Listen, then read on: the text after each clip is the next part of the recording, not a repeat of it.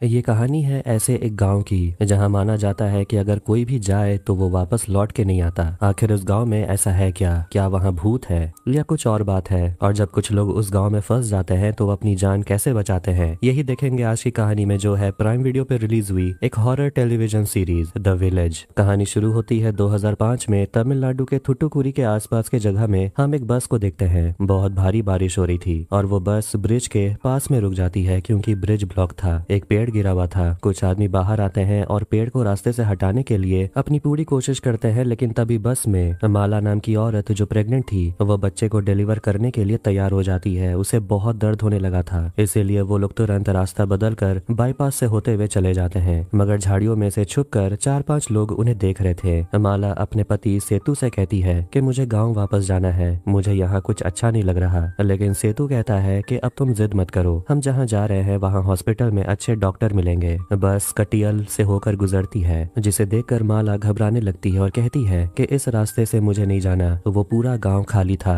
और तभी अंधेरे में और इतने भारी बारिश के बीच बस के सामने एक आदमी आ जाता है और वो ठोकर खाकर गिर जाता है। सेतु नीचे उतरकर उस आदमी को चेक करने के लिए जाता है और उस आदमी के चेहरे पर अजीब से घाव का निशान था, जैसे कि वो इन्फेक्टेड हो। तभी कोई खंजर फेंकता है और सेतु के भाई को मार डालता है और वो आदमी जो एक्सीडेंट से मर गया था वो वहां से गायब हो जाता है। और तभी उनके सामने 4 राक्षस दिखाई देते हैं जो सेतु पर हमला करते हैं और बस में बैठे सेतु के पूरे परिवार को मार डालते हैं। लेकिन फिलहाल माला ही जिंदा बचती है और वो अपने पति को मरता देखकर बहुत रो रही थी। फिर कहानी आती है प्रेजेंट में। सिंगापुर में हम प्रकाश से मिलते हैं, जो एक बहुत ही बड़े फार्मा कंपनी एक्सोजेनिस के मालिक का बेटा है। वो अपाहिज है और उसे मिलने के लिए फरहान नाम का एक आदमी आता है जो पैसों के लिए लोगों को मारता है। वो एक मर्सिनरी है। प्रकाश फरहान को बताता है कि तुम्हारे लिए एक प्लेन इंतजार कर रहा है और तुम्हें तमिलनाडु के कटियाल में जाना है। अपने टीम को तैयार करो। और फरहान के साथ कुछ साइंटिस्ट भी जाने वाले हैं। कटियाल से उन्हें कुछ सैंपल्स लाना है और उन साइंटिस्ट की सुरक्षा की जिम्मेदारी फरहान और उसके टीम के ऊपर है। और ये सब कुछ कॉन्फिडेंशियल होगा, मतलब कि किसी को इस मिशन के बारे में पता नहीं लगना चाहिए। प्रकाश का असिस्टेंट जगन फरहान को पैसे दे देता है और टैब में पूरा प्लान बना हुआ था कि उन्हें कहाँ लैंड करना है और सैंपल उन्हें कहाँ से लेना है। जाते जाते प्रकाश कहता है जगन भी तुम्हारे साथ जाएगा। अब इसके बाद कटियाल गांव के बाहर में हम एक छोटे से होटल को देखते हैं। उसका मालिक पीटर होता है। वो एक आदमी शक्ति से मिलता है जो अपने गांव में एक फेस्टिवल मनाने की सोच रहा था, जिसमें मंदिर की पूजा होगी, वो भी 2 दिन के लिए।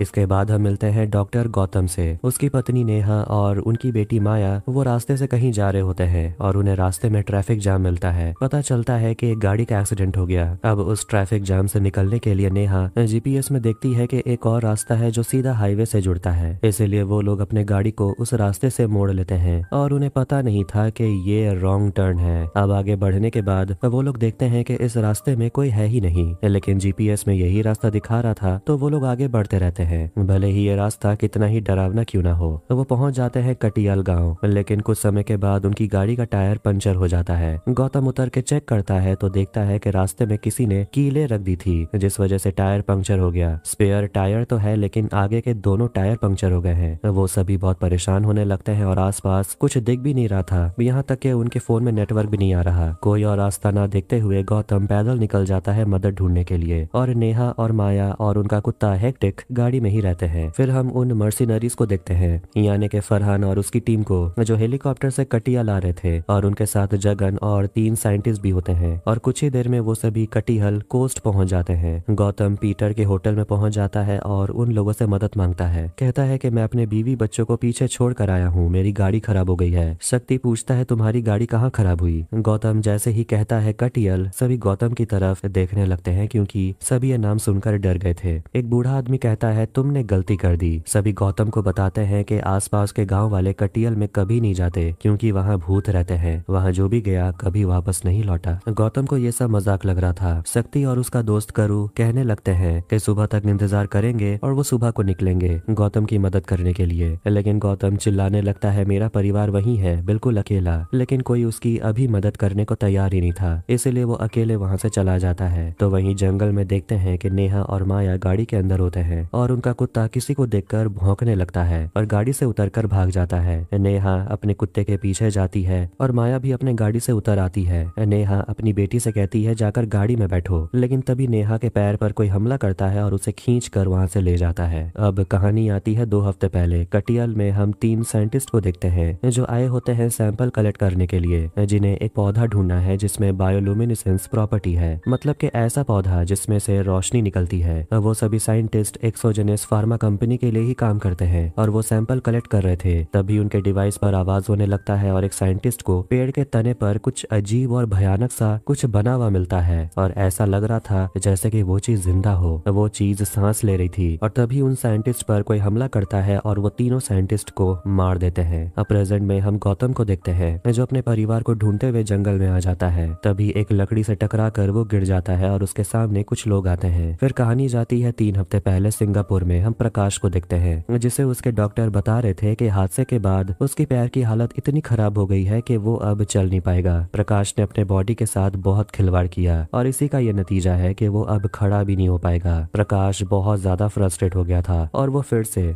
ड्रग्स लेने लगता है। तभी जगन वहां आता है और प्रकाश को बताता है कि तुम्हारे पापा को हार्ट अटैक आया है, हालत बहुत खराब है। प्रकाश अपने पापा को बिल्कुल पसंद नहीं करता और सोचता है कि वो मर ही गए होते तो अच्छा होता। प्रेजेंट में फरहान, जगन और साइंटिस्ट सभी लोग कटियल के कोस्ट में लैंड करते हैं। फरहान जगन से पूछता है कि आखिर तुम इस जगह के बारे में क्या जानते हो, लेकिन जगन सभी से सच्चाई छुपाता है। उसे प्रकाश का कॉल आता है जगन के सैटेलाइट फोन में। प्रकाश ये जानकर काफी गुस्सा हो जाता है कि उन लोगों की लैंडिंग अभी हुई है, इतनी देरी क्यों हो गई। वो तुरंत सभी से कहता है कि काम पर लगो और मुझे जो चाहिए वो ला कर दो, और वो जगन को ब्लैकमेल करता है कि मैं तुम्हारा राज तुम्हारे परिवार को बता दूंगा। फरहान जगन का मुरझाया हुआ चेहरा देखता है और कहता है कि आज रात हम यहीं पर कैंप लगाकर इंतजार करेंगे, कल सुबह जंगल में जाएंगे। लेकिन जगन उन सभी को अभी तुरंत निकलने के लिए कहता है। तो वहीं दूसरी तरफ देखते हैं कि गौतम को पीटर, शक्ति और करू ने बचाया था। गौतम उन सभी से अपने बर्ताव को लेकर माफी मांगता है। वो चारों कटियल जाने के लिए निकलते हैं, लेकिन गौतम शक्ति के पास बंदूक देखता है और पूछता है कि ये बंदूक आपके पास क्यों है, क्या आप भूतों से बंदूक से लड़ेंगे। जिस पर करू बताने लगता है कि उस गांव में कुछ तो है, जो भी जाता है वापस नहीं आता। एक दिन मेरी बहू और मेरा बेटा उसकी डिलीवरी के लिए यहाँ से जा रहे थे और वो लोग कोई और नहीं बल्कि वही लोग हैं जिन्हें हमने फर्स्ट सीन में देखा था, सेतु और माला, और उन लोगों में से कोई भी वापस नहीं आया। फरहान और उसकी टीम कॉम्पास और दूसरे डिवाइस की मदद से कटियल के लिए आगे बढ़ रहे थे। गौतम उन सभी से पूछता है कि आखिर यहाँ हुआ क्या था। इसके बाद कहानी जाती है 1989 में। कटियल में हम एक जगह को देखते हैं जहाँ मजदूर मिट्टी की खुदाई कर रहे थे। वहाँ एक औरत थी और वो कोई और नहीं बल्कि सेतु की बुआ थी। उसके गर्दन में दर्द दे रहा था और उसका भाई यानी कि सेतु के पापा कोई और नहीं बल्कि करू कहते हैं कि बस कुछ दिन और, उसके बाद तेरी शादी हो जाएगी तो तुझे ये सब काम से छुटकारा मिल जाएगा। तभी वहाँ हम छोटे सेतु को देखते हैं जो वहाँ खेलते वक्त गिर जाता है और करू आकर अपने बेटे को उठाता है और उसे पानी पिलाता है और कहता है कि तुझे डॉक्टर बनना होगा, अपने पिता की तरह ये सब काम मत करना। सेतु की माँ उसे खाना खिलाने के लिए ले जाती है। तभी वहाँ गाँव का सबसे बड़ा परिवार आता है, आमरन परिवार, जो गाँव में राज करते हैं। और यहाँ जो काम चल रहा था उसका इंचार्ज पोनराज नाम के आदमी को बना दिया जाता है। वो बहुत ही बदमाश किस्म का इंसान था, मजदूरों पर बिल्कुल भी रहम नहीं दिखाता। यहाँ तक कि वो एक बूढ़े आदमी को आराम करता देखकर उसे एक लात मारता है और छोटे सेतु को उठाकर पटक देता है और कहता है उसे भी काम करने के लिए। सेतु के पिता करू पोनराज को थप्पड़ जड़ देते हैं और कहते हैं मेरे बेटे से दूर रहने। यहाँ तक कि वो ये भी कह देते हैं कि हम जो भी करते हैं खुद से काम करते हैं, तेरे से भीख में नहीं लेते। पोनराज का बड़ा भाई वहाँ आता है बंदूक लेकर, लेकिन पोनराज अपने भाई से कहता है यहाँ से जाने के लिए वो सब कुछ संभाल लेगा। उसके जाते ही सारे मजदूर अपने लिए आवाज उठाते हैं और कहते हैं कि हम लोगों ने जो भी कहा अपने लिए कहा। पोनराज कोड़ी को गाली देता है जिस वजह से उनके बीच लड़ाई होने लगती है। इसके बाद वो कोड़ी की सारी सबके सामने उतार देता है और उसे जलील करता है और शर्म के मारे कोड़ी अपना गला काटकर अपनी जान दे देती है। कोड़ी के अंतिम संस्कार में पूरा गांव रो रहा था। इसके बाद सारे गांव वाले एकजुट होकर अपना बदला लेने के लिए निकलते हैं और करू पोनराज को पकड़कर उसके प्राइवेट पार्ट पर हमला करता है और उसे घसीटते हुए उसके घर लेकर आता है। पोनराज का बड़ा भाई अपने भाई को ऐसे हालत में देखकर उसका तो होश ही उड़ गया था। वो अपना बंदूक लेकर करू को मारने वाला था, लेकिन तभी उनके बीच में शक्ति आ जाता है जो उसी बड़े आदमी का बेटा है और वो अपने पिता को रोकता है और कहता है ये मेरा दोस्त है, मैं इसे संभालता हूँ। लेकिन वो आदमी एक गांव वाले को गोली मार देता है जिससे गांव वाले और भड़क जाते हैं। शक्ति अपने पापा को शांत करता है और कहता है कि आपने अपने भाई को खोया है लेकिन इसने भी तो अपनी बहन को खोया है, आप इन सभी गाँव वालों के सामने टिक भी नहीं पाओगे। शक्ति अपने दोस्त करू को मना लेता है यहाँ से जाने के लिए। कहानी प्रेजेंट में आती है। गौतम ये सब सुनकर कहता है कि ये सब तो कुछ 30 साल पहले हुआ था, लेकिन लेकिन दुख की बात यह है कि ये सब अभी भी होता हुआ देखने को मिलता है। इसके बाद वो चारों उस जगह पहुंच जाते हैं जहां गौतम ने अपने गाड़ी को पार्क किया था, लेकिन वो गाड़ी वहां होता ही नहीं। वो कहता है सामने एक मंदिर है, मैंने अपनी गाड़ी को यहीं पार्क किया था, मुझे पता है। उसे कुछ समझ नहीं आ रहा था कि आखिर हो क्या रहा है, इतनी बड़ी गाड़ी गायब कैसे हो सकती है। गौतम अपने परिवार को पुकारने लगता है, लेकिन शक्ति उसे कहता है चिल्लाने से तुम्हारे परिवार को प्रॉब्लम हो जाएगा। तभी गौतम को वहां पर उसकी बेटी माया का बुक मिल जाता है और शक्ति कहता है लगता है वो लोग तुम्हारी गाड़ी और तुम्हारे परिवार को कटियल गांव के अंदर लेकर चले गए हैं। अब हम फरहान और उसकी टीम को देखते हैं जो उस जगह पहुंच जाते हैं जहां बायोलुमिनेसेंस पौधे और कीड़े मकोड़े पाए जाते हैं। वहां उन लोगों को प्रकाश के मेडिकल कंपनी एक्सोजेनिस का टूटा हुआ बॉटल मिलता है जिसे वो लोग बैग में रख लेते हैं। उन्हें ये भी समझ आ जाता है कि उनसे पहले भी यहाँ एक टीम आई थी। फिर वो सभी इधर उधर देख रहे थे और उनकी नजर पड़ती है पेड़ से लगे हुए हैजमेट सूट पर, जिसे खींचते ही एक कटा हुआ सिर गिरता है जिसमें कीड़े लगे हुए थे। ये वही साइंटिस्ट है जो यहाँ पहले आए थे। फिर कहानी जाती है 3 हफ्ते पहले सिंगापुर में। हम प्रकाश को देखते हैं जो अपने पापा से मिलने के लिए जाता है जिन्हें हाल ही में हार्ट अटैक आया था। प्रकाश के पापा अपने बेटे से पूछते हैं कि तुम्हें डॉक्टर ने क्या कहा। प्रकाश कहता है क्या ही कहेंगे, यही बोल रहे थे कि मैं कभी चल नहीं पाऊंगा, स्पाइनल कॉर्ड थेरेपी मुझ पर काम नहीं कर रही, मेरे सारे नस मर चुके हैं। वो अपने पापा से कहता है कि ये सब की शुरुआत जब मैं 8 साल का था तब से हुई थी, जब आपने मुझे वो इंजेक्शन लगाया था। प्रकाश बस यही चाहता है कि उसके पापा मर जाएं। वो उन्हें देखना भी नहीं चाहता, लेकिन उसके पापा रिक्वेस्ट करते हैं मेरी बात सुन लो,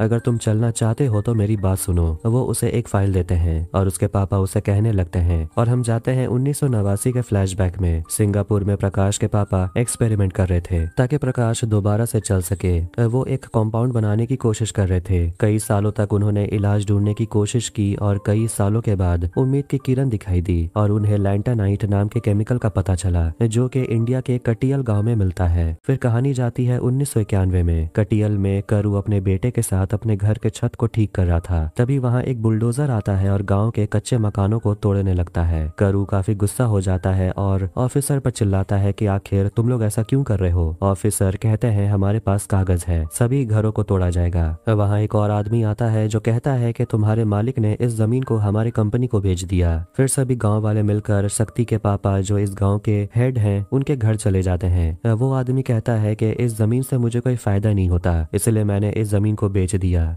करू काफी गुस्सा होता है और कहता है कि अब हम लोग कहाँ रहेंगे, कम से कम बेचने से पहले पूछना तो चाहिए था। लड़ाई इससे ज्यादा और बढ़ती तभी वहाँ पर शक्ति आ जाता है और अपने पापा से कहता है कि आज ये सब यहीं खत्म करते हैं। शक्ति अपने पापा के खिलाफ जाता है और गाँव वालों का साथ देकर उनसे कहता है कि हम दूसरे गाँव में जाकर रहेंगे। शक्ति के पापा शक्ति को अपने घर से निकाल देते हैं। दूसरी तरफ कटा हुआ सिर देखकर फरहान जगन से पूछता है कि अब बता दो कि आखिर इस जगह का राज क्या है, यहाँ कौन रहता है। जगन कहता है कि तुम्हें हमारी सिक्योरिटी के लिए यहाँ भेजा गया है, तुम खुद पता लगाओ। साइंटिस्ट कटे हुए सिर को देखते हैं और गर्दन को देखकर ऐसा लगता है जैसे कि उसे पकड़कर गर्दन से उखाड़ दिया गया हो, लेकिन इसके मरे हुए कितने दिन हुए हैं ये समझ नहीं आ रहा। शायद 2 या 3 दिन हुए होंगे। कुछ तो है जो इस बॉडी को डिकम्पोज होने से रोक रहा है। जगन प्रकाश को कॉल करता है, लेकिन अब उसका फोन भी यहाँ काम नहीं कर रहा। साइंटिस्ट के कटे हुए सिर में चिपचिपा सा चीज लगा था, जिसे देखकर साइंटिस्ट को लगता है कि यही शरीर को सड़ने से रोक रही है। उन्हें लगता है कि एक तरह का डेड सेल रीजेनरेशन है। दूसरा साइंटिस्ट कहता है कि हमें यहाँ इस कटे हुए सिर का सैंपल लेना होगा, लेकिन जगन उन सभी से कहता है सैंपल फैक्ट्री में भी है जहाँ हम जा रहे हैं। फिर वो सभी आगे बढ़ते हैं और उन्हें आवाज सुनाई देने लगती है जैसे कि वहाँ कोई भयानक सा क्रिएचर हो। तभी एक क्रिएचर एक फाइटर को उठाकर खींच लेता है और जोर से चिल्लाते रहता है। सभी बहुत डर गए थे। तभी उस आदमी का कटा हुआ शरीर गिर जाता है और बाकी लोग ऊपर अंधाधुंध फायरिंग करने लगते हैं। अब हम गौतम के पत्नी नेहा को देखते हैं जो बेड़ियों में बंधी हुई थी। वो अपनी बेटी को ढूंढ रही थी और उसकी बेटी माया एक पिंजरे में कैद थी। तभी वहाँ एक म्यूटेंट बच्चा आ जाता है, राक्षस जैसा दिखता है, बिल्कुल हेल बॉय की तरह, और वो माया के बाल को सहलाने लगता है। नेहा उस बच्चे के ऊपर चिल्लाती है। तभी वहाँ एक बड़ा मॉन्स्टर आ जाता है और दूसरी तरफ फरहान और बाकी लोग मिलकर अपने साथी को दफना देते हैं और उसके लिए एक मेमोरियल बनाते हैं। लेकिन जगन तो बस जल्दी जल्दी काम पूरा करना चाहता है और जो मर गया उसकी तो उसे कोई परवाह ही नहीं है। फरहान जगन से जबरदस्ती उसका सैटेलाइट फोन ले लेता है और अपने एक आदमी को फोन करके कहता है कि मुझे एक्सोजेनिस कंपनी और उसमें काम करने वाले एम्प्लॉय जगन के बारे में सारी इन्फॉर्मेशन चाहिए। तभी वो दोनों साइंटिस्ट देखते हैं कि उनका साथी संजीव गायब है और फिर वो अपने लोगों के पास वापस चलाता है। गौतम, करू और शक्ति को देखते हैं जो गाँव से होकर गुजर रहे थे और वो सभी शक्ति के पुराने घर के पास से गुजरते हैं। अंदर करू को रोशनी जलता हुआ दिखता है, इसीलिए वो लोग अंदर जाते हैं क्योंकि हो सकता है अंदर कोई हो। जैसे ही वो लोग अंदर जाते हैं उनकी नजर पड़ती है घर के बीचों बीच एक भयानक से पेड़ पर, जिस पर कंकाल के सिर लटके हुए थे। तभी उन चारों पर दो राक्षस जैसे दिखने वाले इंसान हमला करते हैं, लेकिन आखिर में वो चारों किसी तरह अपनी जान बचा लेते हैं और शक्ति बंदूक से उन दोनों मॉन्स्टर को गोली मार देता है। लेकिन तभी उनके सामने एक और राक्षस आ जाता है जिसके हाथ में 4 कुत्तों का चेन था। वो कुत्ते बहुत भूखे थे और ये देखकर चारों वहां से भागते हैं। जैसे वो चारों घर से बाहर निकलते हैं वो चारों कुत्ते उनके सामने आ जाते हैं और उन्हें दौड़ाने लगते हैं। सभी जानवरों से लड़ने के बाद वो देखते हैं कि पीटर उनके साथ नहीं है, तो वहीं पीटर अपनी जान बचाने के लिए एक गड्ढे में कूद जाता है। तभी वो तीनों वहां आते हैं और 2-3 कुत्ते उनके पीछे पड़ जाते हैं और वो तीनों भी जान बचाने के लिए उसी गड्ढे में कूद जाते हैं। अब हम एक फ्लैशबैक देखते हैं जब नेहा अपने पति गौतम को सुबह सुबह उठाती है और दोनों रोमांटिक हो रहे होते हैं। तभी वहाँ उनकी बेटी माया आ जाती है अपने डॉग हेक्टिक को लेकर। आज ही के दिन वो लोग रोड ट्रिप पर निकलने वाले थे। अब कहानी आती है प्रेजेंट में। गौतम को होश आता है और वो चारों होश में आते हैं। पीटर भी वहीं पर था और उसके पैर में दर्द हो रहा था, लेकिन गौतम जो डॉक्टर है वो पीटर के पैर को चेक करता है और कहता है फ्रैक्चर वैक्चर कुछ नहीं हुआ। गौतम उन सभी से माफी मांगता है कि वो तीनों उसकी वजह से यहाँ फंस गए, लेकिन शक्ति और करू गौतम से कहते हैं अब इस बात को जाने दो, इससे कोई फर्क नहीं पड़ता। फिर वो चारों अंदर जाने लगते हैं रास्ता ढूंढने के लिए और उन्हें वहाँ पर एक टूटा हुआ कार मिलता है। तभी गौतम की नजर पड़ती है नीचे गिरा हुआ माया के हेयर क्लिपर, जिसे देखकर वो शॉक्ड हो जाता है और दौड़ते हुए आगे बढ़ता है अपनी पत्नी और अपनी बेटी को ढूंढने के लिए, लेकिन उन्हें रास्ता बंद मिलता है। ये देखकर उसे समझ नहीं आ रहा कि उसका परिवार है कहाँ। आखिर वो अपनी पत्नी और अपनी बच्ची को ढूंढे कहाँ। वो रोने लगता है और ये सब के लिए खुद को दोष दे रहा था कि उसे अपने परिवार को अकेला नहीं छोड़ना चाहिए था। शक्ति उसे संभालता है और कहता है हार मत मानो, तुम्हारा परिवार यहीं कहीं होगा। तभी उन लोगों को एक भयानक गाने की आवाज सुनाई देने लगती है। शक्ति कहता है ये तो हमारी देवी के पूजा के समय गाया जाता है। वो चारों उस आवाज का पीछा करते हैं और एक बड़े ही डरावने जगह पहुंच जाते हैं जहाँ एक देवी की मूर्ति थी और सामने एक भयानक आदमी एक औरत को बांध करके रखा था। वो उसकी बलि चढ़ाने वाला था। जैसे ही वो अपने हथियार से उस औरत को काटने वाला था, गौतम खुद को रोक नहीं पाता और उस आदमी को धक्का देकर गिरा देता है। वो डरावना आदमी शक्ति को देखकर कहता है आखिर तू धोखेबाज आ ही गया। ये देखकर शक्ति समझ जाता है कि वो म्यूटेंट कोई और नहीं बल्कि उसके पिता सायराज है। दूसरी तरफ नेहा को भी बांध के रखा जाता है और माया पिंजरे में बंद थी और वो छोटा डरावना बच्चा जो हेल बॉय की तरह दिखता है वो माया से कहता है तुम्हें डरने की जरूरत नहीं है, तुम्हें कुछ नहीं होगा। माया उस म्यूटेंट से पानी मांगती है तो वो चला जाता है पानी लाने। फिर हम मर्सिनरीज और साइंटिस्ट के टीम को देखते हैं जो आखिरकार बंद पड़े फैक्ट्री की तरफ पहुंच जाते हैं। शक्ति अपने पिता सायराज से पूछता है कि आपको आखिर हुआ क्या है, लेकिन पीटर और करू शक्ति को समझाते हैं कि ये तेरे पिता नहीं है, ये राक्षस है। वो कहते हैं इस राक्षस को मार देने के लिए। करू गुस्से में उस शैतान से लड़ने के लिए जाता है, लेकिन वो शैतान उससे कई गुना ज्यादा ताकतवर था और वो उसे गले से उठा लेता है। शक्ति उस शैतान को गोली नहीं मार पा रहा था ये सोचकर कि वो उसके पिता है। गौतम एक डंडे से उसे मारता है तो वो शैतान उसे दूर फेंक देता है और पीटर किसी तरह उसे लड़ने जाता है तो वो भी गिर जाता है। गौतम शैतान के सिर पर हमला करता है और उसे एक रॉड से उसके चेहरे पर वार करता है। फिर आखिर में वो लोग शैतान को बांध देते हैं और उसे पूछते हैं कि गौतम का परिवार कहाँ है। वो शैतान बताने लगता है कि वो सभी हम में से एक हैं, अब उनको भूल जाओ। गौतम एक बड़ा पत्थर उस शैतान के पैर में दे मारता है और ये सब कुछ शक्ति से नहीं देखा जा रहा था और वो लोग उस शैतान को और टॉर्चर करते हैं और पूछते हैं कि गौतम की बीवी और बच्ची कहाँ है, लेकिन वो राक्षस बस हंसते ही जा रहा था और कहता है देवी माँ ने तुम्हारी पत्नी और बच्ची को हमारे पास भेजा है। फिर वहाँ कुछ और म्यूटेंट्स आ जाते हैं और उन चारों पर हमला करते हैं और वो चारों को भी बंदी बना लिया जाता है। वो छोटा बच्चा सायराज के पास आता है और उसे अपना पापा कहता है और बताता है कि वो बच्ची पानी मांग रही है। उस शैतान बच्चे के कंधे पर बैग देखकर गौतम कहता है कि ये तो मेरा बैग है। सायराज कहता है अच्छा तो तुम एक डॉक्टर हो, मेरे लिए एक दवाई दो। गौतम अपने बैग में से एक नुकीला सा ब्लेड निकालता है और उसे अपने पास रख लेता है और एक दवाई का बोतल उस शैतान को दे देता है जो वो पी जाता है। शक्ति के पापा सायराज बताने लगते हैं कि जब तुम लोग गांव छोड़कर चले गए थे तो कंपनी वालों ने उस बंजर जमीन के लिए हमें बहुत पैसे दिए और वही उनकी सबसे बड़ी गलती थी। उन्हें नहीं पता था कि ये गलती उन्हें बर्बाद कर देगा। अब कहानी जाती है 3 हफ्ते पहले। सिंगापुर में प्रकाश के पापा प्रकाश को लैंटनाइट केमिकल के बारे में बताते हैं जो कटियल में पाया जाता है और बताते हैं कि उस गाँव में फार्मा कंपनी की आड़ में उन्होंने एक सीक्रेट लैब बनाया है लैंटनाइट के साथ एक्सपेरिमेंट करने के लिए, जिसके बाद हम जाते हैं 1996 में कटियल के एक्सोजेनिस लैब में। देखते हैं प्रकाश के पापा और जगन सभी मिलकर एक ऐसा सीरम तैयार करने की कोशिश कर रहे थे जिससे प्रकाश दोबारा से चल सके, लेकिन हर बार उनके हाथ नाकामयाबी ही लगती है और जमीन के अंदर होने वाले इसी खतरनाक एक्सपेरिमेंट के वजह से गांव का जमीन खराब होने लगा, बंजर होने लगा, जानवर मरने लगे, इंसानों में अजीब तरह की बीमारी फैलने लगी, औरतें बांझ हो गई, बच्चे मरे हुए पैदा होने लगे, हवा में प्रदूषण फैल गया और ये समझने में बहुत देर हो गई कि उन लोगों ने लैब में एक ऐसी चीज बना दी है जिस पर उन लोगों का कोई कंट्रोल है ही नहीं। वो बीमारी लैब के अंदर और लैब के बाहर गांव में हर जगह फैलने लगा, लेकिन फिर भी प्रकाश के पापा नहीं रुके। एक्सोजेनिस फार्मा कंपनी को बंद कर दिया गया था और गांव वालों में अजीब तरह की बीमारी फैलने लगी।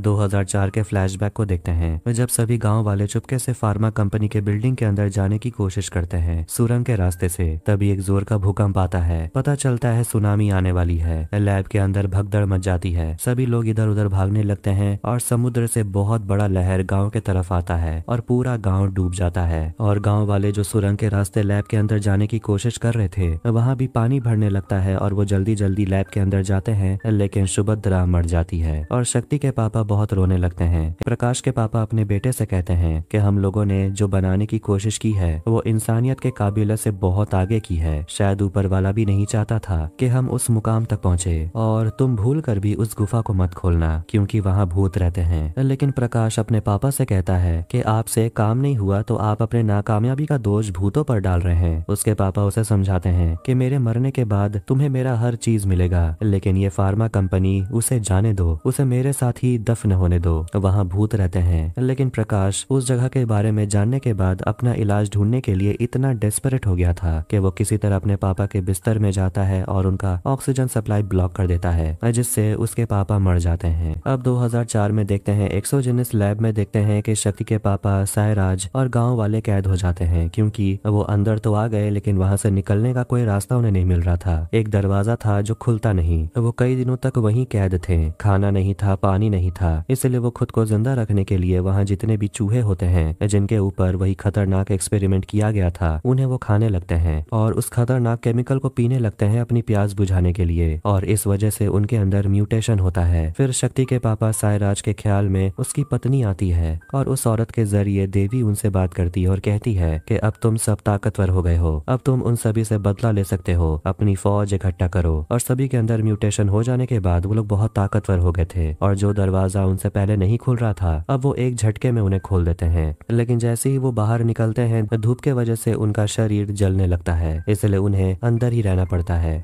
मर्सनरीज और साइंटिस्ट फैक्ट्री के अंदर पहुंच जाते हैं और एक कमरे के अंदर उन्हें देवी की मूर्ति मिलती है जो काफी भयानक दिखने में लग रहा था।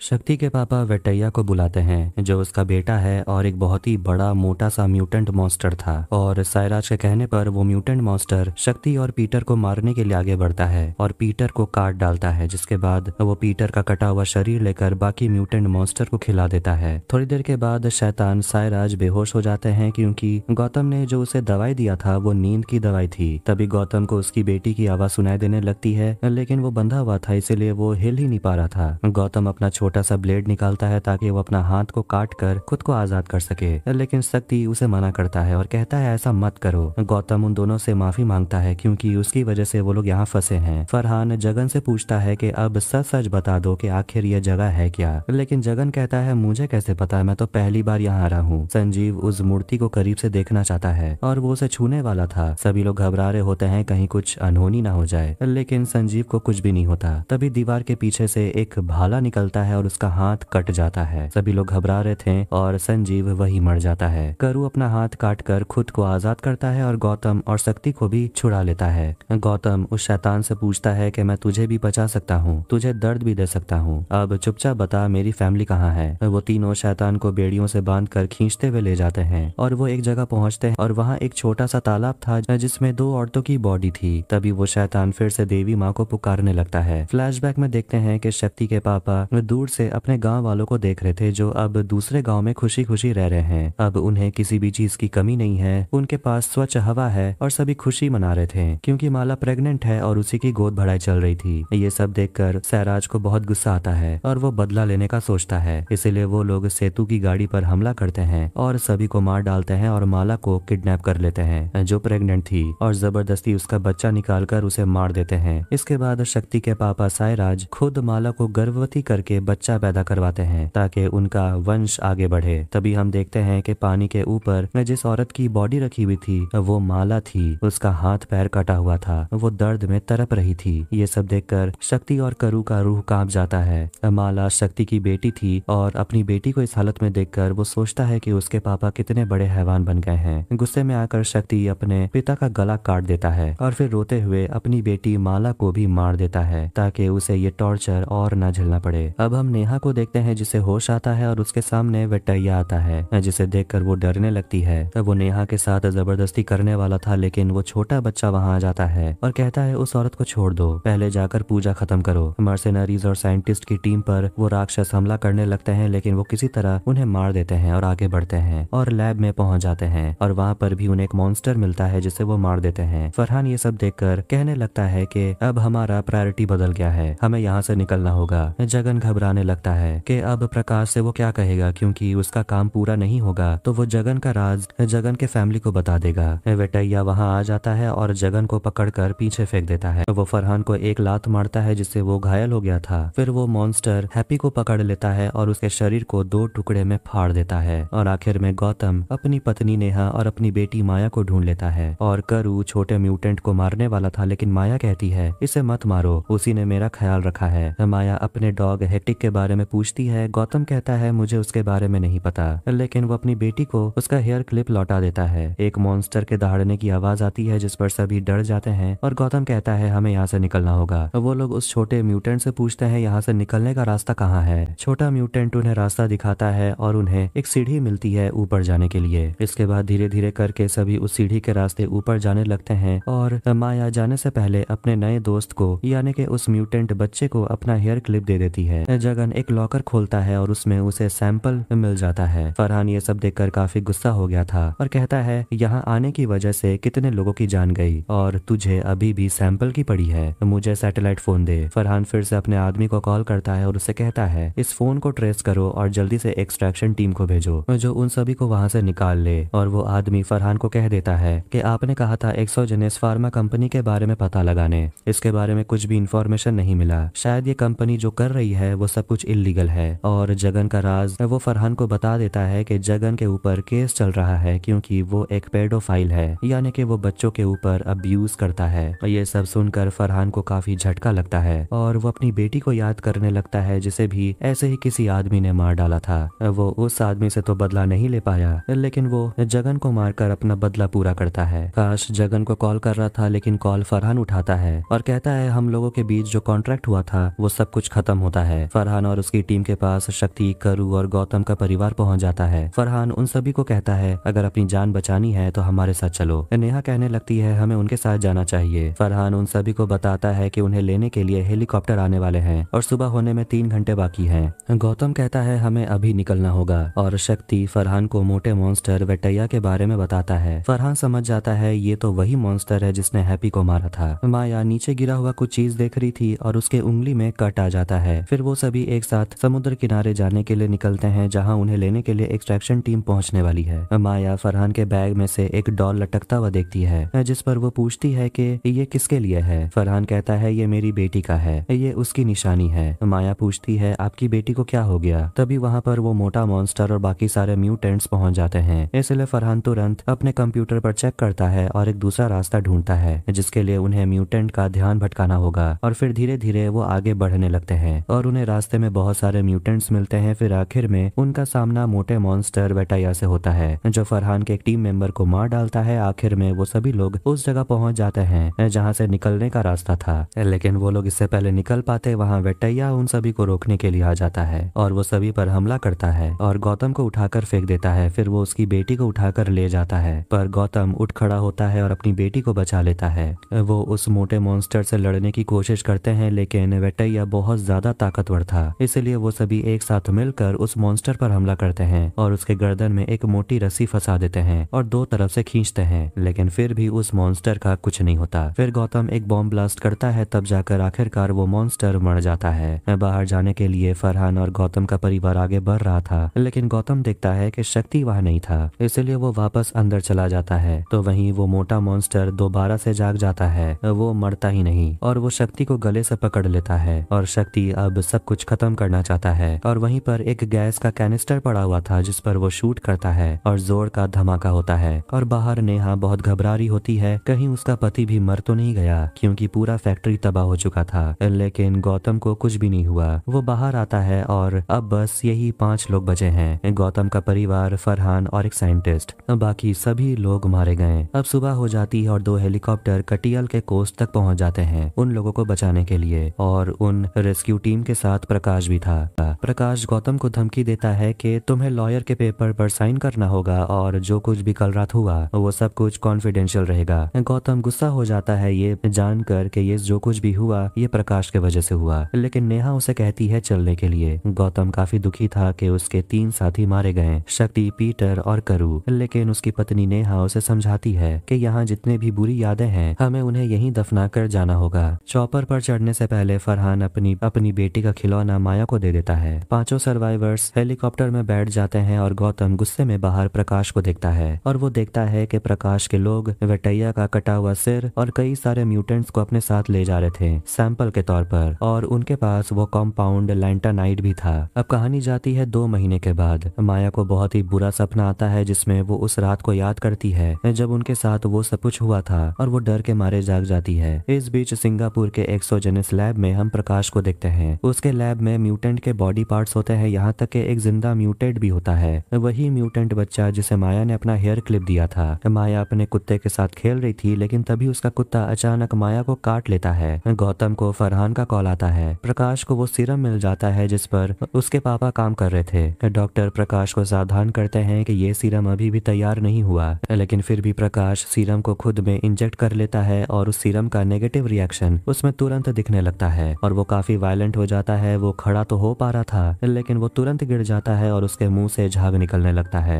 वो सीरम को झेल नहीं पाया। माया के हाथ से कुत्ते का काटा हुआ निशान खुद ब खुद गायब हो जाता है। फरहान गौतम को बताता है तुम्हारा परिवार खतरे में है, तुम्हारी बेटी खतरे में है, और हम देखते हैं कि जिस समय माया की उंगली में कट आ गया था वो उसी सीरम को छू रही थी, और शायद उस कट के जरिए सीरम का कुछ ड्रॉप शायद माया के शरीर के अंदर चला गया होगा। और इसी हीलिंग प्रॉपर्टीज के बारे में साइंटिस्ट बात कर रहे थे, और उसी प्रॉपर्टी के चलते कुत्ते के काटने का निशान भी गायब हो गया, और इसी सीरम के चलते वेटैया बार बार ठीक हो जा रहा था। उसे ना गोली लगने का ना बॉम्ब से उड़ाने का फर्क होता था। तो सवाल ये है कि क्या माया भी अब वेटैया की तरह मॉन्स्टर बन जाएगी? ये तो जानने को मिलेगा सीजन 2 में। खैर, द विलेज सीजन 1 यहीं पर खत्म होती है। वीडियो पसंद आया तो वीडियो को लाइक करें, चैनल को सब्सक्राइब करें। मिलते हैं नेक्स्ट वीडियो में। Take care.